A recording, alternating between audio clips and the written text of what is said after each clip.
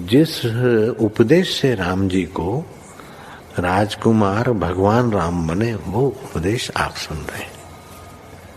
कितना ऊंचा ग्रंथ है। इसको वाल्मीकि रामायण भी बोलते, योग वशिष्ठ महारामायण भी बोलते। राम तीर्थ ने इसी का बार बार अध्ययन किया था। ये आप भी शांत हो जाएंगे परमात्मा में, और दूसरों को भी शांति देने की क्षमता देने वाला ये सदग्रंथ है। इसको वेदांत का सिद्धांत ग्रंथ बोलते हैं। दूसरे होते प्रक्रिया ग्रंथ। ये करके फिर कब वो आचार्य बनो तब समझो, ये तो थोड़ा पढ़ो और फिर वही सिद्धांत की बात। तो बार बार योग वशिष्ठ महारामायण विचारने योग। ओम श्री सद्गुरु परमात्मने नमः। श्री योग वशिष्ठ महारामायण निर्वाण प्रकरण सर्ग 20। श्री वशिष्ठ जी बोले, हे रामचंद्र जी,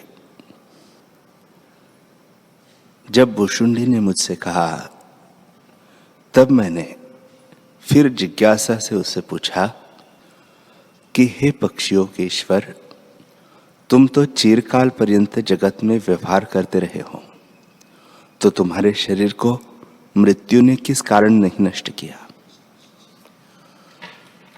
भुशुंडी बोले, हे मुनीश्वर, तुम सब जानते हो, परंतु ब्रह्म जिज्ञासा के कारण पूछते हो।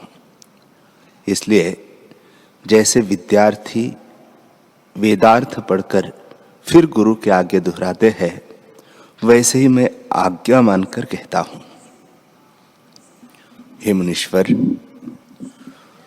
मृत्यु किसको मारती है और किसको नहीं मारती, सो तुम सुनो। दुख रूपी मोती वासना रूपी सूत में पिरोए है। यह माला जिसके हृदय रूपी गले में पड़ी है, उसको मृत्यु मारती है। जिसके कंठ में यह माला नहीं पड़ी, उसकी मृत्यु नहीं मारती। शरीर रूपी वृक्ष में चित्त रूपी सर्प बैठा है। आशा रूपी अग्नि जिस वृक्ष को नहीं जलाती, वह मृत्यु के वश नहीं होता। जिसका राग द्वेष रूपी विष से पूर्ण चित्त रूपी सर्प तृष्णा से चूर्ण होता है और लोभ रूपी व्याधि से नष्ट होता है, उसी को मृत्यु मारती है और ग्रास कर लेती है। जिसको इनका दुख नहीं स्पर्श करता, उसको मृत्यु भी नहीं नष्ट करती। हे मुनीश्वर, शरीर रूपी समुद्र क्रोध रूपी बड़वाग्नि से चलता है। जिसको क्रोध रूपी अग्नि जलाती है, उसको मृत्यु भी नहीं मारती। जिसको क्रोध रूपी अग्नि नहीं जलाती, उसको मृत्यु भी नहीं मारती। जिसका मन परम पावन और निर्मल पद में दृढ़ विश्रांत हुआ है, उसका नाश मृत्यु नहीं कर सकती। हे मुनीश्वर, जिसमें काम, क्रोध, लोभ, मोह, भय, तृष्णा, चिंता, चंचलता, अभिमान, प्रमाद इत्यादि दुख होते हैं, उसको मृत्यु मारती है। और जिसको संसार बंधन का कारण काम, क्रोध, लोभ आदि बांध नहीं सकते और जो इनसे लिप्त नहीं होता, उसको आधि व्याधि रूपी मल नहीं स्पर्श करता। जो मनुष्य लेता है, देता है और सब कार्य करता है, पर जिसके चित्त को अनात्म अभिमान स्पर्श नहीं करता, उसको समाहित चित्त कहते हैं। जो पुरुष इष्ट की कामना नहीं करता और अनिष्ट में दुखी नहीं होता, दोनों अवस्थाओं में सम रहता है, उसको समाहित चित्त कहते हैं। हे मुनीश्वर, जो कुछ ऐश्वर्य सूचक पदार्थ है, वे सब असत रूप है। पृथ्वी पर चक्रवर्ती राजा और स्वर्ग में गंधर्व, विद्याधर, किन्नर, देवता और उनकी स्त्रियां और सुरों की सेना आदि सब नाशवान हैं। मनुष्य, दैत्य, देवता, असुर, पहाड़, सरोवर, नदियां, जो कुछ बड़े पदार्थ है वे सभी नाशवान हैं। स्वर्ग, पृथ्वी और पाताल लोक में जो कुछ भोग है वे सब असत और अशुभ है। कोई पदार्थ श्रेष्ठ नहीं।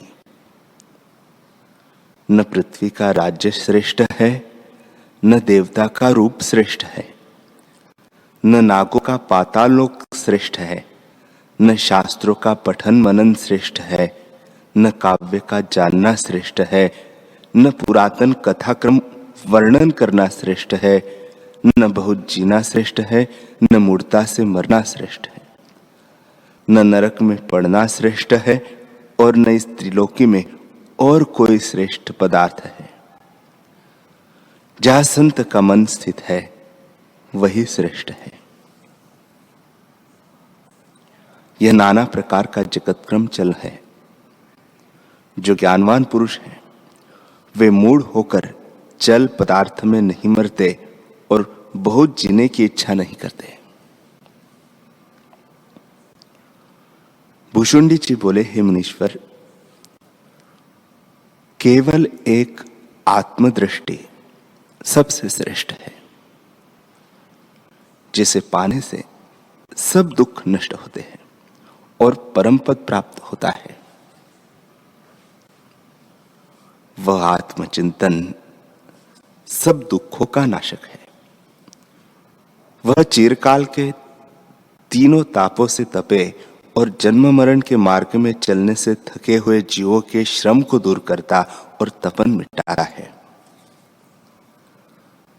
अनर्थकारिणी समस्त दुखों की खानी अविद्या को यह आत्मचिंतन नष्ट करता है। जैसे अंधकार को प्रकाश नष्ट करता है, वैसे यह जीव के हृदय में शीतल प्रकाश उपजाता है। हे भगवान, सब संकल्पों से रहित ऐसा आत्मचिंतन है। तुम जैसों को सुगम है और हम जैसों को कठिन, क्योंकि वह समस्त कलना से अतीत है। हे मुनीश्वर, उस आत्मचिंतन की और भी कोई सखी यदि प्राप्त हो तो सब ताप मिट जाए और परम शांति प्राप्त हो। उनमें से मुझको एक सखी प्राप्त हुई है। वह सब दुखों को नाश करती है, सब सौभाग्य देने वाली और जीने का मूल है। उसका नाम प्राण चिंतन है। हे रामचंद्र जी, जब काकभूषुंडी जी ने इस प्रकार मुझसे कहा, तब मैंने जानकर भी क्रीड़ा के निमित्त फिर उससे पूछा कि हे सब संशयों की निवृत्त करने वाले चिरंजीवी पुरुष, सच कहो, प्राण चिंता किसे कहते हैं? भूषुंडी जी बोले, हे सब वेदांत के ज्ञाता और सब संशयों को मिटाने वाले, मेरे उपहास के निमित्त तुम मुझसे यह पूछते हो। तुम तो सब कुछ जानते हो, तथापि मैं तुमसे शिष्य की भांति कहता हूं, क्योंकि गुरु के आगे कहना भी कल्याण के निमित्त है।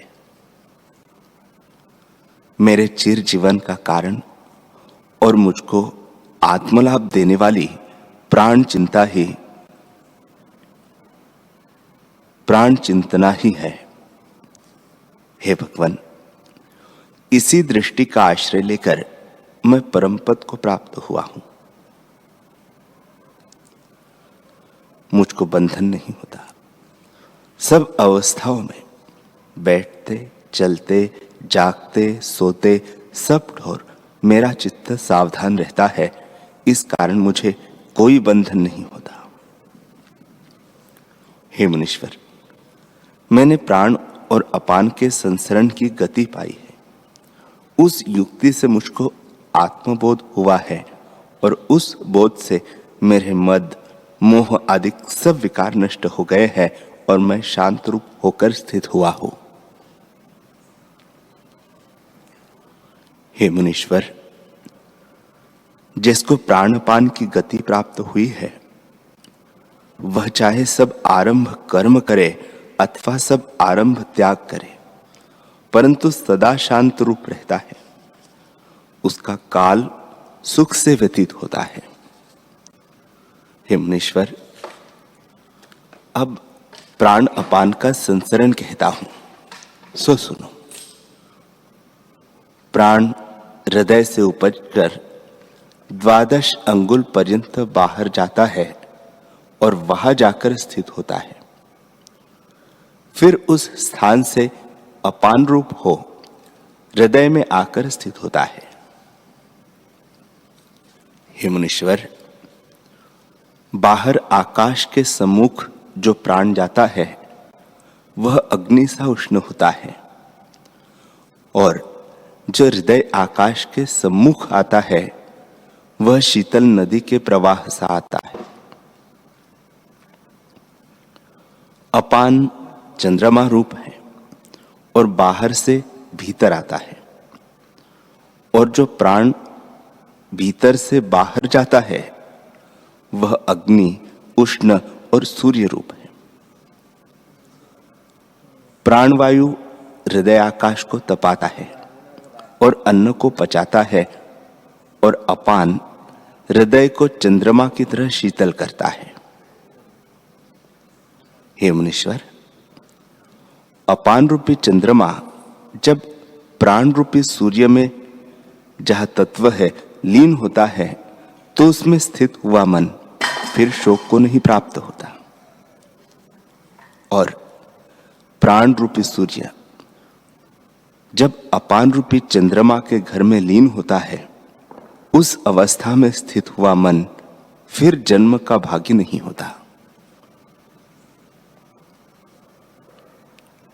हे मुनीश्वर,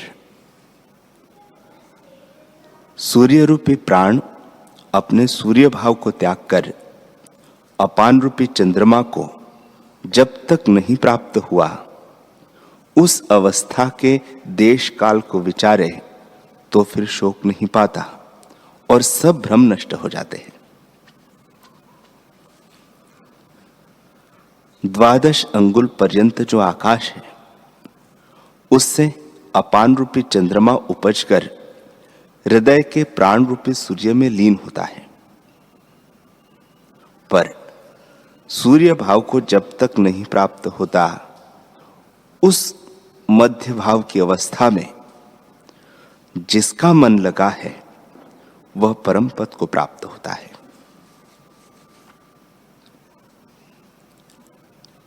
हृदय में चंद्रमा और सूर्य के अस्त और उदय होने का ज्ञाता और इनका आधारभूत जो आत्मा है उसको जानकर फिर मन नहीं उपजता।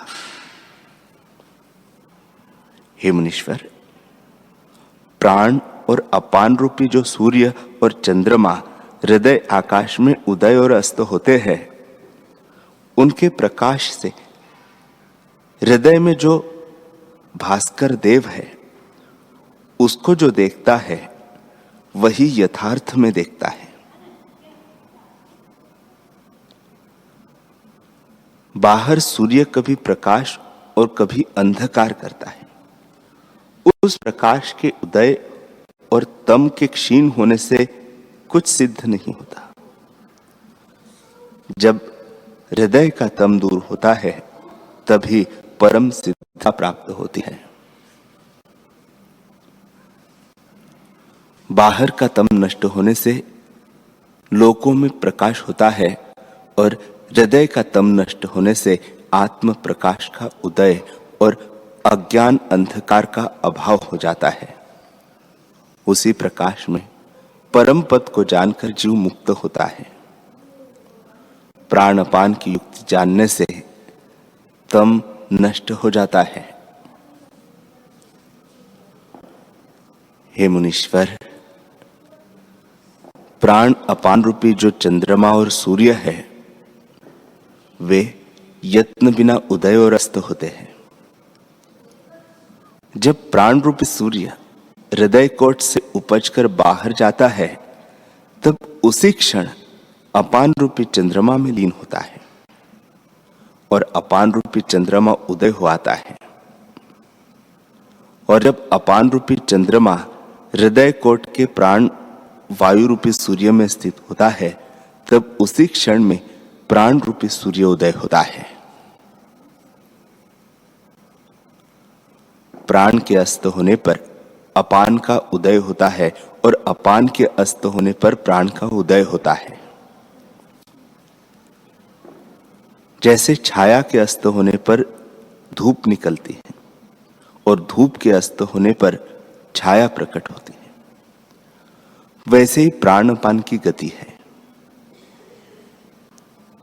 हे मुनीश्वर, जब हृदय कोट से प्राण का उदय होता है, तब प्राण का रेचक और अपान का पूरक होने लगता है।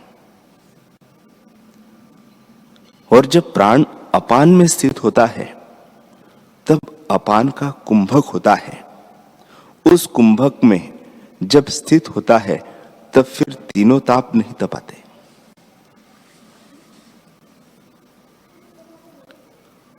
जब अपान का रेचक होता है, तब प्राण का पूरक होने लगता है। और जब अपान जाकर स्थित होता है, तब प्राण का कुंभक होता है। उसमें जब मन स्थित होता है, तब भी तीनों तापों से तप्त नहीं होता। हे मुनीश्वर, प्राण अपान के भीतर जो शांत रूप आत्म तत्व है, उसमें जब स्थिति होती है, तब मन तप्त नहीं होता।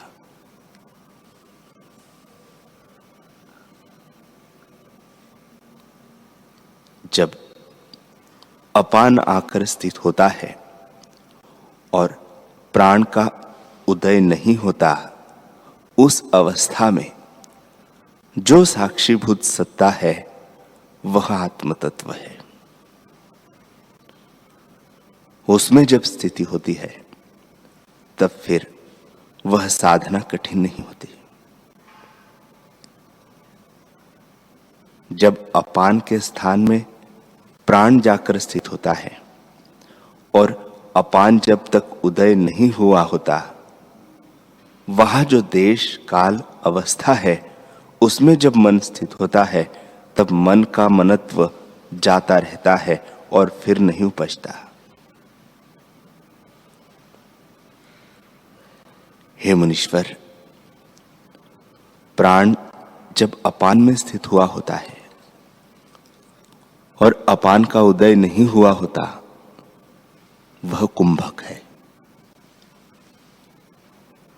अपान जब प्राण में स्थित हुआ और प्राण का जब उदय नहीं हुआ, उस कुंभक में जो शांत तत्व है, वह आत्मा का स्वरूप शुद्ध और परम चैतन्य है।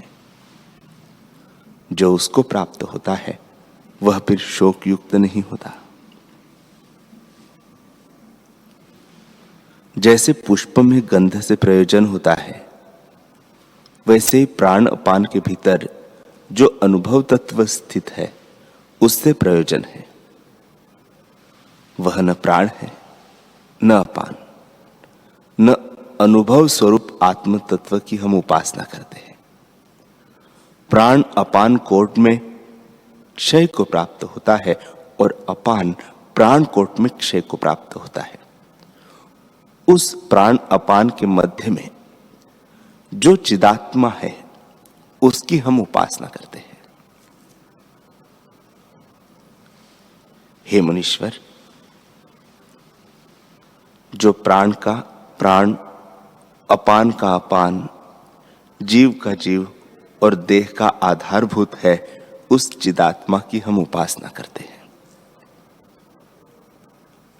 जिसमें सर्व है, जिससे यह सर्व है और जो यह सर्व है, ऐसा जो चिदात्मा है, उसकी हम उपासना करते हैं।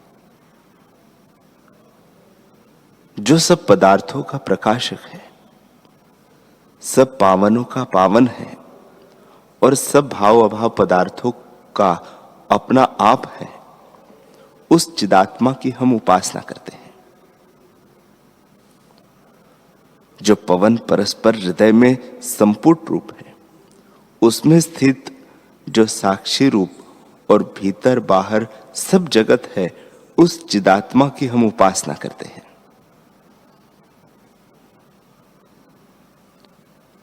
जब अपान अस्त हुआ और प्राण नहीं उपजा, उस क्षण में जो कलंक से रहित है, उस चैतन्य तत्व की हम उपासना करते हैं।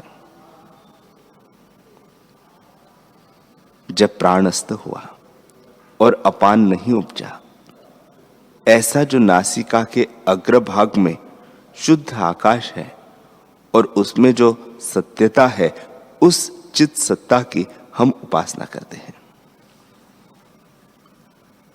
जो प्राणपान की उत्पत्ति का स्थान, भीतर बाहर सब और व्याप और सब योग्यता का आधारभूत है, उस चित तत्व की हम उपासना करते हैं। जो प्राणपान के रथ पर आरूढ़ है और शक्ति का शक्ति रूप है, उस चित्त तत्व की हम उपासना करते हैं। हे मुनीश्वर, जो संपूर्ण कला कलंक से रहित है और सब कला जिसके आश्रय में है, ऐसा जो अनुभव तत्व है और सब देवता जिसकी शरण को प्राप्त होते हैं, उस आत्म तत्व की हम उपासना करते हैं।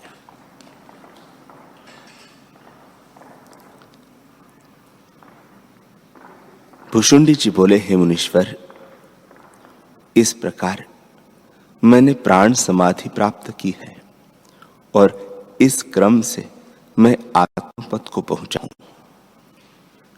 इसी निर्मल दृष्टि का आश्रय लेकर स्थित हूं और एक पल भी इससे चलायमान नहीं होता। सुमेरु पर्वत की भांति स्थित हो और चलता हुआ भी स्थिर हो। जागृत में सुषुप्ति, स्वप्न में स्थित हूं और सर्वदा आत्म समाधि में लगा रहता हूं, विक्षेप कभी नहीं होता। हे मुनीश्वर, नित्य अनित्य इस भाव से जो जगत स्थित है, उसको त्याग कर मैं अंतर्मुख अपने आप में स्थित हूं। प्राणपान की कला जो तुम्हारे सामने कही है, उसका सदा ऐसे ही प्रवाह चला जाता है। उसमें मेरी अयत्न समाधि है, इससे मैं सदा सुखी रहता हूं, कुछ कष्ट नहीं होता। जिसको यह कला नहीं प्राप्त हुई, वही कष्ट पाता है। हे मुनीश्वर, अज्ञानी जीव महाप्रलय पर्यंत संसार समुद्र में गोते खाते हैं, उभर कर फिर डूबते हैं और इसी प्रकार गोते खाते रहते हैं। जिन पुरुषों ने पुरुषार्थ करके आत्मपद पाया है, वे सुख से विचरते हैं। हे मुनीश्वर, भूतकाल की मुझको चिंता नहीं और भविष्य की इच्छा नहीं। वर्तमान में यथा प्राप्त राग द्वेष से रहित होकर विचरता हूं। मैं सुषुप्त की तरह स्थित हूं। इससे केवल स्वरूप में भाव अभाव पदार्थों से रहित हूं और इसी कारण चिरंजीवी हूं, दुख से रहित हूं। प्राणपान की कला को शांत करके स्वरूप में स्थित हूं। आज यह कुछ पाया है और कल यह पाऊंगा, यह चिंता मेरी दूर हो गई है। इसी कारण दुख रहित होकर जीता हूं। न किसी की प्रशंसा करता हूं और न किसी की निंदा करता हूं। सब आत्म स्वरूप देखता हूं। इसी कारण सुखी जीता हूं। मुझे इष्ट की प्राप्ति में हर्ष और अनिष्ट की प्राप्ति में शोक नहीं होता। मैंने परम त्याग किया है, सर्वत्र आत्मभाव देखता हूं और मेरा जीव भाव दूर हो गया है। इसी कारण दुख रहित जीता हूं। हे मुनीश्वर, मेरे मन की चपलता मिट गई है और राग द्वेष दूर हो गए हैं। मन शांत हुआ है, इस कारण अरोग जीता हूं। मैं काष्ठ, सुंदर स्त्री, पहाड़, तृण, अग्नि और सुवर्ण को सम देखता हूं। हे मुनीश्वर, मैं जरा मरण के दुख और राजलाभ के सुख और शोक से रहित समभाव में स्थित हूं और दुख रहित जीता हूं। ये मेरे बांधव है, ये अन्य है, यह मैं हूं, यह मेरा है, यह सब कलना मुझको नहीं। इसी से सुखी जीता हूं। आहार व्यवहार करता, बैठता, चलता, सूंघता, स्पर्श करता और श्वास लेता हो, परंतु यह जो अभिमान है कि मैं देह हूं, इस अभिमान से रहित हो सुखी जीता हूं। इस संसार की ओर से मैं सुषुप्त रूप हूं और इस संसार की गति को देखकर हंसता हूं कि वास्तव में यह है ही नहीं। इस कारण शांति से जीता हूं। हे मुनीश्वर, मैं सब कालों में, सब प्रकार, सभी पदार्थों में समबुद्धि हूं। विषमता मुझको नहीं भासित होती। न किसी में सुखी होता हो और न दुखी। जैसे हाथ फैलाइए तो भी शरीर है और सिकोड़िए तो भी शरीर है, इसी प्रकार मैंने सर्वात्मा आपको जाना है। इसी से मुझको कोई दुख नहीं। मेरी बोली और निश्चय स्निग्ध, कोमल और सब हृदय गम्य है। सर्वत्र इसी दृष्टि के कारण मैं दुख रहित जीता हूं। चरण से मस्तक पर्यंत देह में मुझको ममता नहीं है। अहंकार रूपी कीच में मैं निकल गया हूं। अहंकार रूपी कीच में से मैं निकल गया हूं, इस कारण अरोग जीता हूं। मैं कार्य करता और भोजन करता भी देख पड़ता हूं, परंतु मेरे मन में दृढ़ निष्कर्मता है। हे मुनीश्वर, सामर्थ्य करके कार्य करूं तो भी मुझको अभिमान नहीं, और दरिद्री हूं तो भी संपत्ति और सुख की इच्छा नहीं, अर्थात किसी से आसक्त नहीं होता। इस असत रूप शरीर का नाश होने पर भी अभिमान नष्ट नहीं होता। भूतों का समूह सब असत रूप है, केवल आत्मा सतरूप है, ऐसा जानकर मैं स्थित हूं। आशा रूपी फांसी से मेरे मुक्त चित्त की वृत्ति समाहित हुई है। मुझे अनात्म में आत्म अभिमान की वृत्ति नहीं फुरती। हे मुनीश्वर, मैंने जगत को असत्य जाना है और आत्मा को सत्य और हाथ में रखे बिल्व फल सा प्रत्यक्ष जाना है। इस जगत में सुषुप्त प्रबुद्ध हूं। सुख पाकर मैं सुखी नहीं होता और दुख पाकर दुखी नहीं होता। सबका परम मित्र हूं, इसी कारण मैं दुख रहित जीता हूं। आपदा में अचल चित्त हूं, संपदा में सब जगत का मित्र हूं और भाव अभाव से ज्यों का त्यों हूं। इस कारण सदा सुखी जीता हूं। न मैं परिचिन्न अहम हूं, न मेरी दृष्टि में कोई अन्य है, न कोई मेरा है और न मैं किसी का हूं। यह भावना मेरे चित्त में दृढ़ है। मैं जगत हूं, मैं ही आकाश, देश, काल, क्रिया सब हूं। मुझे यह दृढ़ निश्चय है। घट भी चैतन्य है, पट भी चैतन्य है, रथ भी चैतन्य है और यह सब प्रपंच चैतन्य तत्व है। यह मुझको दृढ़ निश्चय है, इसी कारण दुख रहित जीता हूं। हे मुनि शार्दुल, यह सब जो मैंने तुमसे कहा, सो भुषुंडी नाम काक ने, जो त्रिलोकी रूपी कमल का भंवरा है, मुझसे कहा था।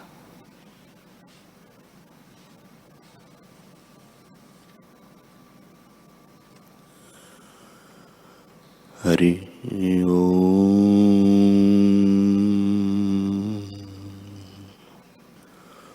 ओम सहना भवतु सहनौ भुनक्तु सह वीर्यं करवावहै तेजस्विनावधीतमस्तु मा विद्विषावहै।